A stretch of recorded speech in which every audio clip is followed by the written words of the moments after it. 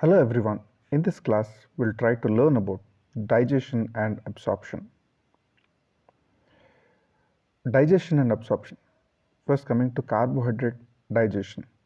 In mouth, ptyalin, that is salivary amylase, acts on cooked food. The products of digestion are maltose, maltose, and alpha-dextrins. In stomach, no amylytic enzyme is secreted by stomach. Salivary amylase action continues in the stomach till highly acidic gastric juice mixes with food and makes it inactive. The products of digestion are maltose, maltose, and alpha-dextrins. In upper small intestine, that is in duodenum, the pancreatic amylase acts both on cooked and uncooked food at 1,4 glycosidic linkage. The products of digestion are maltose, maltose, and alpha-dextrins. The lower part of the small intestine, final digestion of carbohydrates takes place here. Enzymes used are brush powder enzymes, and it includes disaccharidases. Like you can see, alpha limiting dextrinase converts dextrin into glucose. Maltose gets converted into glucose in presence of maltase, and sucrose, lactose are converted into glucose fructose, glucose galactose in presence of sucrase and lactase respectively. Absorption of carbohydrates. They are absorbed in the form of monosaccharides. Glucose and galactose, commonly they are absorbed by sodium dependent active transport mechanism system. Fructose is by facilitated diffusion and pentose is by simple diffusion. Glucose and galactose are absorbed by sodium co-transport mechanism. The carrier protein is called SGLT1, that is sodium dependent glucose transporter. Glucose and sodium combines with SGLT1 and is released inside the intestinal cell. The sodium is transported into the lateral intercellular spaces, and the glucose is transported by glucose transporter 2, that is GLUT2, into the interstitial space and thence the blood and thence to the blood capillaries. Okay. So here you can see the absorption of the glucose.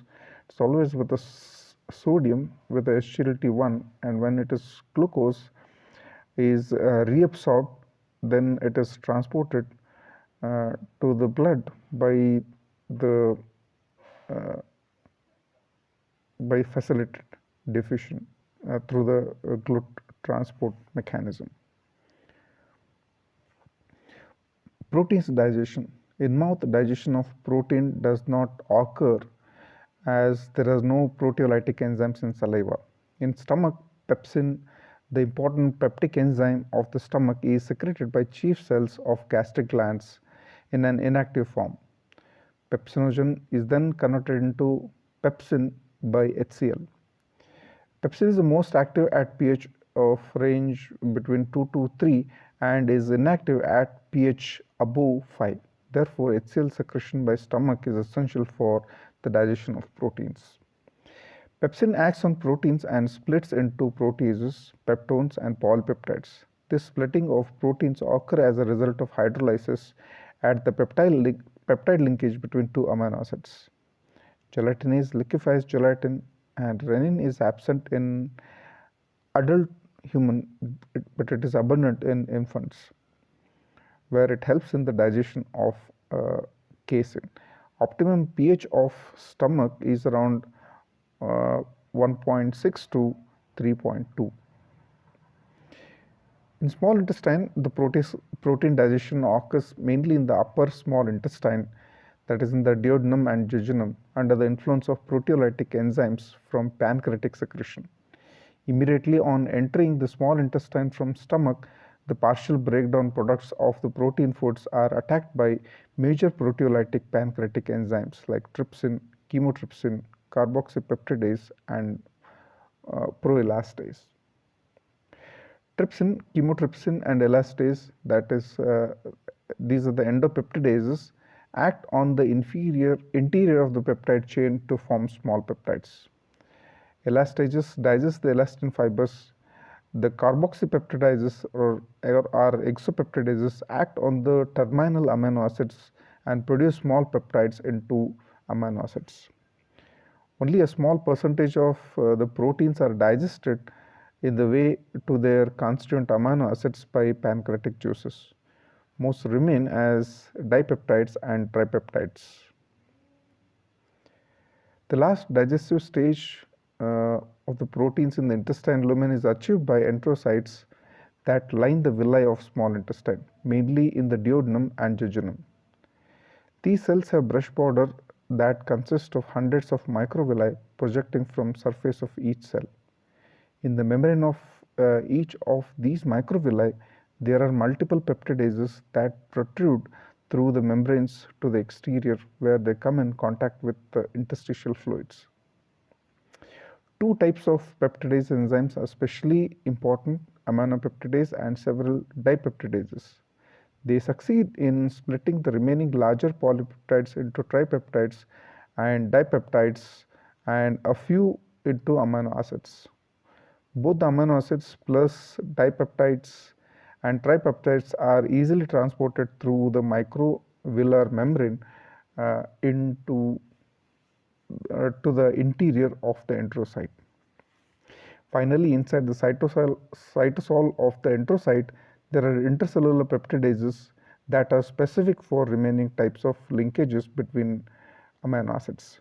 Within minutes, virtually all the last dipeptides and tripeptides are digested to the final stage to form single amino acids. Thus, the final digestion into amino acids occur in three locations: intestinal lumen, brush border, and cytoplasm of enterocyte. Digestion of nucleic acids. Nucleic acids are uh, they're split into nucleotides in the intestine by pancreatic nucleases, and nucleotides are split into nucleosides and phosphoric acid by enzymes that appear to be located on the luminal surfaces of mucosal cells. The nucleosidases are then split into their constituent sugar, purine, and pyrimidine bases. The bases are absorbed by active transport.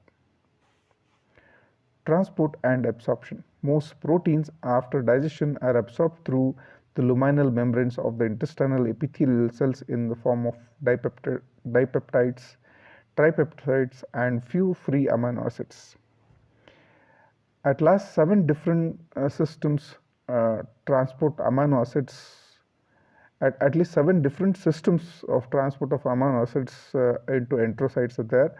So this multiplicity of transport protein is required because of the diverse binding properties of different amino acids and peptides. Five of these require sodium and co-transport uh, amino acids and sodium in a fashion similar to co-transport of sodium and glucose. Two of these five also Two of these five also require chloride, and in two systems transport is independent of sodium. Dipeptides and tripeptides are transported into the enterocyte by a system that requires uh, hydrogen ion instead of sodium. In the enterocytes, amino acids are released from the peptides by intercellular hydrolysis, plus amino acids absorbed from the intestinal lumen and brush border are transported out of the enterocytes along their basolateral borders by five transport systems. Two of these systems are dependent on sodium and three are not. From via hepatic portal blood, they reach the liver and general circulation. Significant amounts of small peptides also enter the portal blood. Coming to fats, digestion. In mouth, lingual lipase is secreted by Ebner's gland and on the dorsal surface of the tongue, but it has no action in the mouth. In the stomach, lingual lipase is active in stomach because the action starts in acidic pH. It digests about 30% of the dietary triglyceride. Gastric lipase is secreted in stomach but has little importance except in pancreatic insufficiency. In small intestine, most of the fat digestion begins in the duodenum, pancreatic lipase being one of the most important enzyme involved. The digestion of the fat includes three steps, that is emulsification of the fat by bile salts, then hydrolysis of fat by pancreatic and enteric lipolytic enzymes, then acceleration of fat digestion by mycelium formation. Emulsification of fat by bile salts. The first step in fat digestion is physically to break the fat globules into very small sizes so that the water soluble digestive enzymes can act on the globule surfaces. This process is called emulsification of the fat. Emulsification of the fat mostly occurs in the duodenum under the influence of bile. Bile contains large quantity of bile salts as well as phospholipid lecithin. Both of these, but especially the lecithin, are extremely important for emulsification of fat. The polar parts of bile salts and lecithin molecules are highly soluble in water, whereas lipophilic nonpolar portions of their molecules are highly soluble in fat. So this is the emulsification where the natural fat, it will be surrounded by the bile salts, and then bile salts is going to convert the larger fat globules into the smaller fat globules, so that surface area for the action of enzyme is going to uh, increase, and this is called as emulsification of the fat. Therefore, fat-soluble portions of these liver secretions dissolve the surface layer of the fat globules with the polar portions projecting. The polar projections in turn are soluble in surrounding watery fluids, which greatly decreases the surface tension of fat and makes it soluble as well. With the lowered surface tension of fats, segmentation movements of small intestine break up large fat globules into fine droplets. The surface area available for the action of lipase is increased many thousand times by emulsification of fat. Then hydrolysis of the fat by pancreatic and enteric lipolytic enzymes. The pancreatic lipase hydrolyzes the triglycerides. That is, triglycerides gets converted into free fatty acids plus 2 monoglycerides. Then colipase, it binds with the pancreatic lipase and increases its lipolytic activity, whereas bile salt activated lipase catalyzes the hydrolysis of cholesterol esters of fat soluble vitamins, phospholipids, and triglycerides. Then cholesterol ester hydrolase hydrolyzes the cholesterol ester to cholesterol and fatty acids, whereas phospholipase A2 hydrolyzes the phospholipids. Enteric lipase, the enterocytes of the small intestine contain small amount of lipase known as enteric lipase, but this is usually not needed. Acceleration of fat digestion by mycelium formation. The hydrolysis of triglycerides is a highly reversible process. Therefore, accumulation of monoglycerides and free fatty acids in the vicinity of digesting fats quickly blocks further digestion. But the bile salts play additional important role in removing monoglycerides and free fatty acids from the vicinity of the digesting fat globules almost as rapidly as these end products of digestion are formed. Bile salts, when high concentration, the concentration is called as critical micellar concentration, have the tendency to form miceles. They are small spherical cylindrical globules containing 3 to 6 nanometers in diameter and composed of 20 to 30 molecules of bile salts in such a way that the lipid soluble nonpolar ends are in the central fat globule and water soluble polar ends fan out to form outer covering of the micelle. The monoglycerides and fatty acids are released from the digestion of the fat, are quickly incorporated into the central fatty portion of the micelle, forming which is known as a mixed miceles. In this way, bile salts accelerate the fat digestion by allowing the lipolytic action to continue.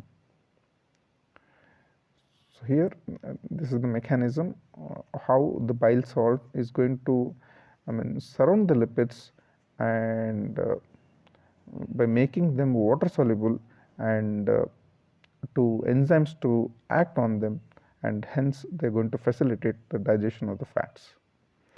The bile salts micelles also act as a transport medium to carry the monoglycerides and free fatty acids.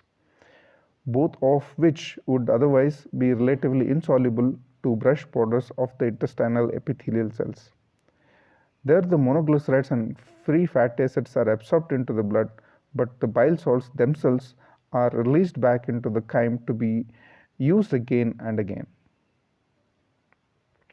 Absorption of fat, normally through lipids, are thought to enter the enterocyte by passive diffusion. Evidences are there regarding the involvement of carriers. In enterocytes, the fate of free fatty acids is as follows. Fatty acids less than 10 to 12 carbon atoms are water soluble and they pass through the enterocyte unmodified and are actively transported into the portal blood. They circulate as a free fatty acids, that is unesterified fatty acids. Fatty acids with more than 10 to 12 carbon atoms are reesterified into triglycerides. The absorbed cholesterol is also esterified. Triglycerides and cholesterol esters are then coated with a layer of proteins, cholesterol, phospholipids to form chylomicrons. They leave the cells and enter lymphatics, that is in the mucosal cells. Triglycerides are formed from two monoglycerides in smooth endoplasmic reticulum. Some are formed from glycerophosphate, that is the product of glucose catabolism. Glycerophospholipids formed from the glycerophosphates and also participate in the chylomicron formation. The finished chylomicrons are excluded from exocytosis from the basal or lateral aspects of the cell. The free fatty acids are diffused into the portal blood while the lipids from the chylomicrons are diffused into the lacteal and then through the thoracic duct into the circulation. Absorption of long chain fatty acids is the greatest in the upper part of the small intestine, but appreciable amounts are also absorbed in the ileum. Note that short chain fatty acids and medium chain fatty acids are directly absorbed from the intestinal lumen into the portal vein and is taken to the liver. Short chain fatty acids have 2 to 5 carbon atoms. They are formed by the action of colonic bacteria on the complex carbohydrates, resistant starches, and other components of the dietary fibers. Thus, short chain fatty acid is produced in the colon and reabsorbed from it. So this is showing digestion and absorption of the fat, but triglycerides converted into monoglycerides and free fatty acids, they're going to form the micelles and the monoglycerides. Ultimately, the monoglycerides, free fatty acids, they are going to be converted into chylomicrons in the enterocytes and they are released into the circulation. They enter into the blood through the lacteal lymph vessel system. Dietary fibers. In humans, there is no appreciable digestion of the dietary fibers, for example, cellulose, hemicellulose, lignin, due to the absence of certain microorganisms in GIT which breaks down these substances. Therefore, ingested cellulose passes out unchanged and the substances which are enclosed in cellulose wall escape digestion and absorption. The physiological importance or significance of dietary fibers. Increased bulk of this undigested residue stimulates the intestinal peristalsis, which in turn increases the passage of food through the intestine. Secondly, increased cellulose content of the food increases the bulk of feces and thus high fiber content has a role in prevention and treatment of constipation. The fibers reduces efficacy of absorption of digested foodstuffs by forming mechanical barrier between nutrients and absorptive surfaces, thus reduces the sudden increase in the blood glucose level after a meal, that is postprandial hyperglycemia. This also reduces the requirement of insulin during postprandial phase. This is why high fiber diet is helps in the prevention and treatment of individuals from diabetes mellitus. It also decreases blood cholesterol levels by binding the bile salts. Binding of bile salts with dietary fibers increases the excretion of bile salts in feces. That leads to decreased amounts of bile salts available for enterohepatic circulation. That increases the synthesis of fresh bile salts in the liver, which is going to increase cholesterol utilization, thus decreases the blood cholesterol. Thus, helps in the control of metabolic disorders associated with overnutrition such as obesity, atherosclerosis, and hypercholesterolemia and diabetes mellitus. It also decreases the incidence of colon cancer by dilution of carcinogens by water held by dietary fibers, and it also decreases the duration of contact between carcinogen and mucous membrane of colon as fibers increases the colon motility. And some carcinogens, they also may bind to dietary fibers. Dumping syndrome, a condition characterized by development of weakness, dizziness, sweating after meals.